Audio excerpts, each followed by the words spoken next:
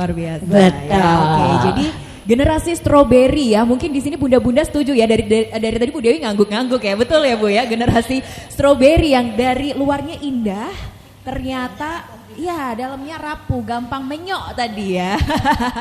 Oke, nah kita ke Bu Nala. Bu Nala sebagai anggota Komisi E yang juga membidangi tentang pemberdayaan perempuan, kemudian juga perlindungan anak. Nah, apakah juga melihat kasus-kasus ini juga cukup banyak di Jawa Tengah dan rentan gitu, Bu Nala? Cukup banyak di Jawa Tengah, terutama di dapil saya. Di daerah Cilacap, Banyumas itu, karena kebetulan saya mewakili sebagai anggota DPRD Provinsi Jawa Tengah, mewakili Cilacap Banyumas, dan ternyata Cilacap itu angka kekerasan terhadap anak itu adalah paling tinggi ya Bu Dewi. Paling tinggi, dan grafiknya itu kalau kita lihat menurut data dari Kementerian Pemberdayaan Perempuan dan Anak, itu Cilacap tahun 2021, kalau nggak salah 2022 itu nomor 1 se-Jawa Tengah. Itu prestasi apa musibah? Jadi Nomor 1 nggak tepuk tangan ya. Karena apa? Jadi karena ternyata setelah di tracking, sempat kita dengan Bu Dewi ini kita mengadakan acara di Cilacap menjadi pantauan khusus kalau dari Jawa Tengah. Ternyata setelah di tracking ini, Cilacap ini karena angka TKW-nya tertinggi di Jawa Tengah. Jadi hampir di sana itu karena angka TKW-nya terlalu paling tinggi, sehingga angka pertama, angka stunting juga tinggi di Cilacap. Bagaimana mungkin seorang anak tidak tumbuh stunting manakala bayi lahir ceprol seminggu itu di Cilacap ya, di Cilacap bayi lahir ceprol seminggu itu ibunya langsung berangkat ke Hong Kong, Singapura, Malaysia, Jepang, Taiwan. Jadi anaknya itu tumbuh tidak dalam asuhan seorang ibu, dia nggak menikmati ASI, gitu. Dan ini perkembangannya jadi anak ini rentan. Nah, yang kedua, karena ibu berangkat ke luar negeri tanpa ada edukasi dulu pada keluarganya, nggak sempat karena dia ekonominya juga kurang. Ini kan peran ibu tadi ya. Yang kedua, akhirnya anak tumbuh dalam tekanan. Bapaknya bagaimana mungkin bapaknya itu tidak emosional, Bu? Karena dia 2 tahun berturut-turut nggak mendapatkan nafkah batin dari istrinya. Saya sampai sering, saya itu roadshow mengadakan acara parenting itu di pondok pesantren, di madrasah, kemudian di masyarakat. Saya tanya, loh Pak, kalau ibu-ibu itu pada berangkat ke luar negeri itu terus cara menafkahi kebutuhan batin Bapak itu, terus Bapak caranya gimana? Kita kawin lagi. Gitu. Akhirnya apa? Akhirnya yang terjadi, akhirnya apa? Angka perceraian di Cilacap juga paling tinggi.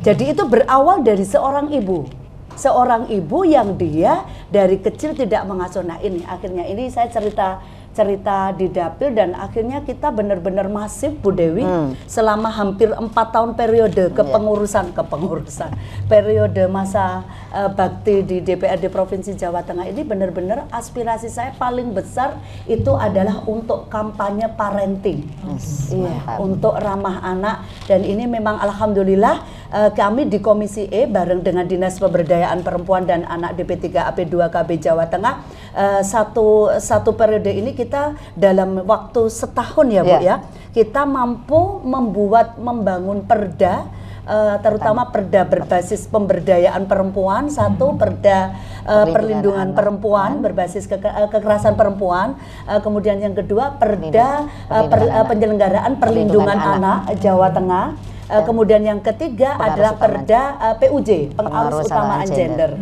Jadi 3 perda ini kami kebetulan di Komisi E yang concern terhadap pemberdayaan perempuan dan anak, alhamdulillah di periode ini khatam. Iya. Tentunya bersama support ini, dan kami juga kolaborasi dengan universitas dari Undip ketika kami membangun perda-perda yang terkait dengan pemberdayaan dan perlindungan perempuan dan anak. Kami selalu kolaborasi dengan perguruan tinggi, terutama dari Undip, terutama dan juga Bunda Rosi. Oke, baik. Nah, dari hasilnya Bu, apakah sudah terlihat hasilnya dengan menekan angka stunting, kemudian menekan angka perceraian juga? Iya, kebetulan Bu Dewi, data Kementerian Pemberdayaan Perempuan dan Anak di tahun 2023 itu sekarang tadinya nomor 1 Cilacap, kemarin Kota Semarang. Kota Semarang. Saya nggak tahu apakah karena saya sering di Cilacap, Kota Semarang saya tinggalkan. Jadi beralih Kota Semarang yang jadi tinggi gitu. Enggak, ini guyon aja guyon aja. Jadi ini benar-benar karena juga Cilacap, kenapa kita bicara parenting itu Cilacap, karena satu Cilacap itu adalah angka stunting paling tinggi, angka kekerasan terhadap paling tinggi, dan terutama di sana juga pondok pesantrennya itu juga paling tinggi, paling banyak Bu Dewi. Se-Jawa Tengah itu pondok pesantren Cilacap itu jumlahnya terbesar kedua setelah Kabupaten Magelang.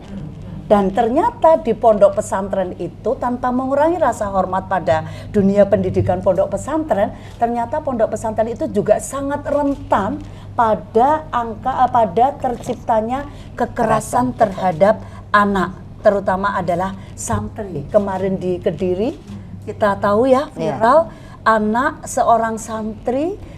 Saya sedih kalau ingat sekali karena anak saya 5-5-nya itu di pondok pesantren gitu ya. Itu anak itu yang di Kediri itu sudah nelpon ibunya gitu, Bu, saya takut gitu. Ibu repot karena jaga adik, kemudian dia udah tak kirimin uang aja. Ini begitu itu anak sudah bilang, Bu, saya takut. Berapa hari kemudian itu ya ceritanya, dia dikirim ya, Bu Us ya, ini sudah tidak boleh dari pondoknya, tidak boleh untuk dibuka. Nah ini yang kita perlu ada edukasi di semua elemen masyarakat, dan terutama pondok pesantren itu yang standby di situ sebagai pemasuk juga perempuan juga.